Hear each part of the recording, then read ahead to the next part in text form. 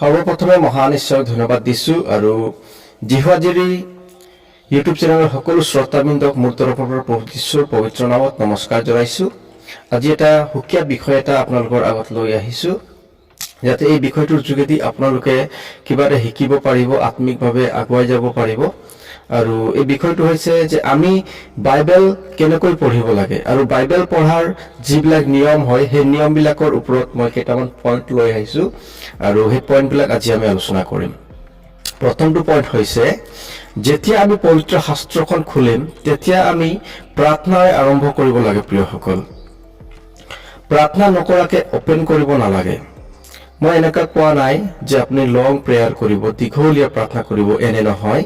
আপুনি সঠিকে প্ৰাৰ্থনাৰে পবিত্ৰ আত্মাৰ আহ্বানেৰে ক'ব লাগে যে হে পবিত্ৰ আত্মা, এই পবিত্ৰ শাস্ত্ৰ বাইবেলখন তোমাৰ যোগেদি ঈশ্বৰে লিখিলে আৰু বাক্যৰ প্ৰত্যেকটা শব্দই ঈশ্বৰৰ হয়। মই যাতে এই বাক্য পঢ়ি আত্মিক আহাৰ গ্ৰহণ কৰিব পাৰিম, বাক্যৰ নিগুড় তত্ত্ববিলাক জানিব পাৰিম, যি ভিতৰুৱা জ্ঞানবিলাক আছে সেইবিলাক মই জানিব পাৰিম। সেই জ্ঞান আৰু সেই বুদ্ধি তুমি মোক পবিত্ৰ আত্মাৰ যোগেদি বুজাই দিয়া। হয় প্ৰিয়সকল, এইদৰে আমি প্ৰাৰ্থনা কৰি আমি বাইবেলখন পঢ়িবলৈ আৰম্ভ কৰিব লাগে। তেতিয়া ঈশ্বৰে পবিত্ৰ আত্মাৰ যোগেদি আপোনাক সেই বাক্যবিলাকৰ নিগুড় তত্ত্ব, যি ভিতৰুৱা জ্ঞান আছে, এই সকলোখিনি আপোনাক শিকাব আৰু আপুনি এইদৰে আৰম্ভ কৰিব। আৰু 2 নম্বৰ পইণ্ট হৈছে যে বাইবেলখনক আমি মাজৰ পৰা পঢ়িব নালাগে। যদি আপুনি মঠি পঢ়ি আছে তেতিয়া মঠি কিতাপখন এক ফালৰ পৰা পঢ়ি যাওক।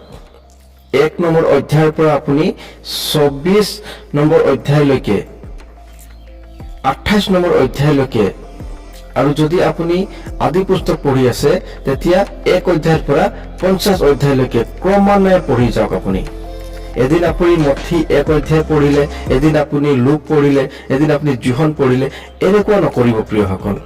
কাৰণ বাইবেলখন আপুনি থ্ৰলি এক ফালৰ পৰা, এক পদৰ পৰা, 1 অধ্যায়ৰ 1 পদৰ পৰা যেতিয়া আপুনি ক্ৰমান্বয়ে আপুনি পঢ়ি যাব আৰু আপুনি যেতিয়া পঢ়িব আপুনি বুজি বুজি পঢ়িব, আপুনি বুজি বুজি পঢ়িব, তেতিয়া ঈশ্বৰৰ পবিত্ৰ আত্মাৰ যোগেদি আপোনাক সহায় কৰিব প্ৰিয়সকল। আৰু 3 নম্বৰ পইণ্টটো হৈছে যে বাইবেলখনক আমি বেছি ফাষ্ট পঢ়িব নালাগে। এনেকুৱা মনোভাৱ হ'ব নালাগে যে সদায় এটা বা 10টা অধ্যায় পঢ়িব লাগিব, নহ'লে বছৰটোত মোৰ কমপ্লিট নহ'ব। এনেকুৱা মনোভাৱ লৈ আমি বাইবেলটো পঢ়িব নালাগিব। আপুনি বাইবেলখনক এনেকৈ পঢ়িব লাগিব যে মই বাইবেলখনৰ পৰা কিবা এটা মই শিকিব পাৰিম, মই এই বাইবেলখনৰ পৰা সেই আত্মিক জ্ঞানটো ল'ব পাৰিম, এনেকুৱা আমি পঢ়িব লাগিব। আপুনি লাহে লাহে পঢ়ক, বুজি বুজি পঢ়ক, লাগিলে এদিনত এটা চেপ্টাৰ পঢ়ক, তেতিয়া পবিত্ৰ আত্মাই আপোনাক শিকাব। যিটো আপুনি বিচাৰিছে, যিটো আপুনি শিকিব বিচাৰিছে, যিটো আপোনাক আত্মিক জ্ঞান লাগে, সেই জ্ঞানটো আপুনি তেতিয়াহে পাব। আমি আহাৰ যেনেদৰে লাহে লাহে চুবাই খাওঁ, ঠিক সেইদৰে আত্মিক আহাৰ হিচাপে আমাৰ পবিত্ৰ বাইবেলৰ বাক্য আমি লাহে লাহে আমি পঢ়াটো বহুত প্ৰয়োজন আছে। তেতিয়াহে আমি আহাৰ যেনেদৰে লাহে চুবাই খালে আমাৰ শৰীৰত কাৰ্য কৰে, ঠিক সেইদৰে পবিত্ৰ শাস্ত্ৰ বাক্য পঢ়িলে আমি সেই বাক্যবিলাক আমাৰ কামত আহিব।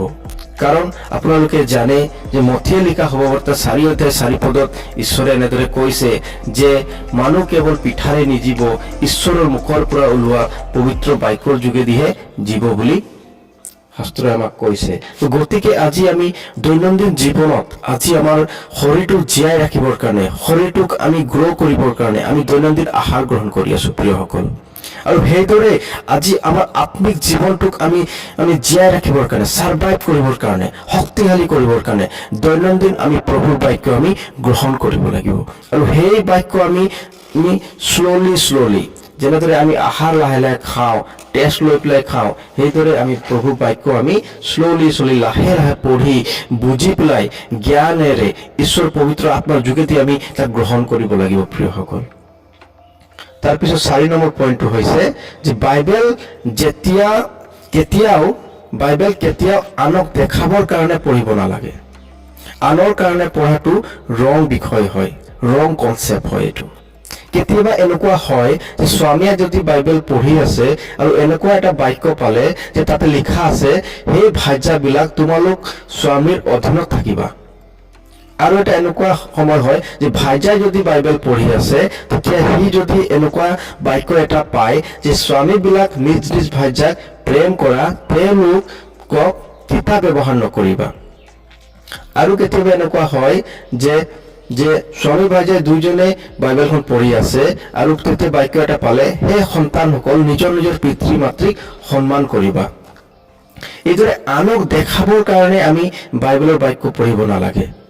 এতিয়া স্বামীয়ে যদি কিবা এটা ভাৰ্চ পালে ভাৰ্যাক লৈ পেলাই দেখাই আছে, ভাৰ্যাই যদি কিবা এটা ভাৰ্চ পালে স্বামীক দেখাই আছে, স্বামী ভাৰ্যাই মিলি পেলাই যদি পঢ়িছে বাক্য এটা পাইছে সন্তানবিলাকক দেখাই আছে, তেওঁলোকে কৈ আছে যে তোমালোকৰ এগেইনষ্টত বাইবেলে এনেকুৱা কৈ আছে, তোমালোকে এনেকুৱা কৰিব লাগিব। তেতিয়া আমি বাইবেলখন নিজৰ কাৰণে পঢ়া নাই, আমি আনক দেখুৱাবৰ কাৰণে, আমি শ্ব' অফ কৰিবৰ কাৰণে আজি বাইবেলখন পঢ়ি আছো। আৰু এইটো ৰং বিষয় হয় বুলি বাইবেলে আমাক কৈ আছে। কেতিয়াবা এনেকুৱা হয় যে আমি হোৱাটছআপ, ফেচবুকত বাক্য শ্বেয়াৰ কৰিবলৈ বাইবেলৰ বাক্য পঢ়ো। কিছুমান ব্যক্তি এনেকুৱা আছে যে আনৰ আগত দেখাবৰ কাৰণে বাক্যবিলাক চিলেক্ট কৰে, যাতে মানুহে ক'ব পাৰে যে মানুহজন কিমান আত্মিক আৰু প্ৰতিদিনে গ্ৰুপবিলাকত বাক্য শ্বেয়াৰ কৰে। আমি বাক্য শ্বেয়াৰ কৰিব লাগিব, আমি বাক্য শ্বেয়াৰ কৰিব লাগিব। মই নকৰো বা কৰাটো ভুল হৈছে আপোনাৰ বুলি মই ক'ব যোৱা নাই, কিন্তু সেই বাক্য আনৰ যিমান প্ৰয়োজন আছে তাতকে নিজৰ কাৰণে আপুনি প্ৰয়োজন বুলি ভাবিব লাগিব। আপুনি নিজৰ কাৰণে সিমান ইম্পৰ্টেঞ্চ দি সেই বাক্য পঢ়িব লাগিব। আজি আপুনি বাক্য এটা চিলেক্ট কৰি হয় শ্বেয়াৰ কৰিছে, কিন্তু তাত থকা নিগুড় তত্ত্ব, তাত থকা গভীৰতাবিলাক আপুনি অধ্যয়ন কৰিছে কি নাই, আপুনি বুজিব পাৰিছে কি নাই। যদি আপুনি নিজেই বুজিব নোৱাৰিব তেতিয়াহ'লে আনক আপুনি কি বুজাব? এনেকুৱা এটা প্ৰশ্ন আহি যায় আমাৰ লগত। কাৰণ সেই যদি আমি নিজে বুজি নাপাওঁ তেতিয়া আমি সেই বাক্যৰ অনুগ্ৰহ আশীৰ্বাদৰ পৰা আমি নিজকে বঞ্চিত কৰি দিয়া হয় প্ৰিয়সকল, আৰু আমি কেতিয়াও সেইটো কৰিব নালাগে। বাক্য ঈশ্বৰে পবিত্ৰ আত্মাৰে লিখিছে। আপোনালোকে জানে যে ঈশ্বৰে যেতিয়া মানুহক নিৰ্মাণ কৰিলে নাকত ফু দি প্ৰাণবায়ু সোমাই মানুহক জীয়ালে, মানুহ তেতিয়া জীয়া প্ৰাণী হ'ল প্ৰিয়সকল। ঠিক সেইদৰে বাইবেলৰ প্ৰত্যেকটো বাক্য সেই প্ৰাণ আছে। বাক্যত ঈশ্বৰৰ ফু আছে, সেই প্ৰাণবায়ু আছে, যাক আপুনি দৈনিক অধ্যয়ন কৰিলে সদায় জীৱিত হ'ব। আপুনি কেতিয়াও আত্মাৰে নমৰিব। হয় প্ৰিয়সকল, বাইবেলৰ সদায় আপোনাৰ কাৰণে প্ৰয়োজন আছে, বাইবেলৰ বাক্যৰ আপোনাৰ প্ৰয়োজন আছে। কাৰণ বাইবেলে আমাক আত্মিকভাৱে জীয়াই ৰাখে, আমাক আত্মিকভাৱে কেতিয়াও বাইবেলে মৰিব নিদিয়ে প্ৰিয়সকল। সেইকাৰণে আপুনি বাইবেলক আপুনি ৰেচপেক্টলি আৰু প্ৰাৰ্থনাৰে পঢ়িবলৈ ষ্টাৰ্ট কৰক। আপুনি চাব দৈনন্দিন জীৱনত আপুনি আত্মিকভাৱে আপুনি আগুৱাই গৈ আছে। অৱশেষত আৰু এটা পইণ্ট আমি আলোচনা কৰিম।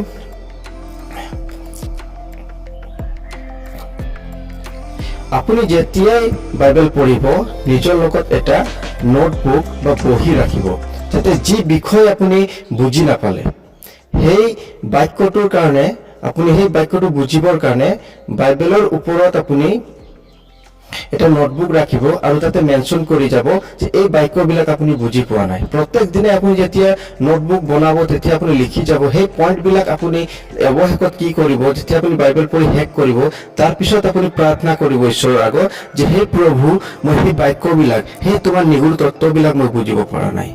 আজি সেই ভাৰ্চটো, সেই চেপ্টাৰটো, এই অধ্যায়টোত বাক্যই কি কৈ আছে প্ৰভু তুমি মোক বুজাই দিয়া। এনেকুৱা কৰি আপুনি দৈনন্দিন প্ৰাৰ্থনা কৰিব। যেতিয়া আপুনি নোটবুকবিলাক বনাব তাৰপিছতে আপুনি প্ৰাৰ্থনা কৰিব, তেতিয়া আপুনি চাব যে পবিত্ৰ আত্মাই সেই বাক্যবিলাকক আপোনাক শিকাব।